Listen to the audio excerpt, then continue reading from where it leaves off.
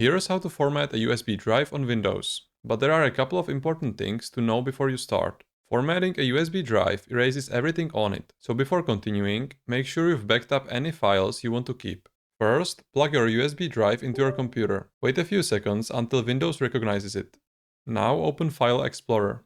Under this PC, find your USB drive. Right-click the USB drive and click Format. Here you'll see a few options. I'll explain the important ones. File system. This decides how files are stored on the USB drive. exFAT is the best option for most people. It works both on Windows and Mac and supports large files. NTFS is best if you use only Windows. FAT32 works with older devices, but it has a file size limit and isn't ideal for large files. If you are not sure which one to choose, exFAT is the safest option.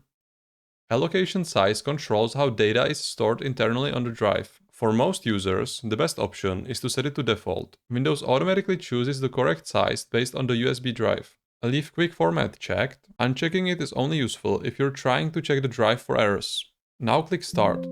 Click OK to confirm. Once it's finished, your USB drive is formatted and ready to use. If this helped, you can support me on Buy Me a Coffee. Here's the next video for you.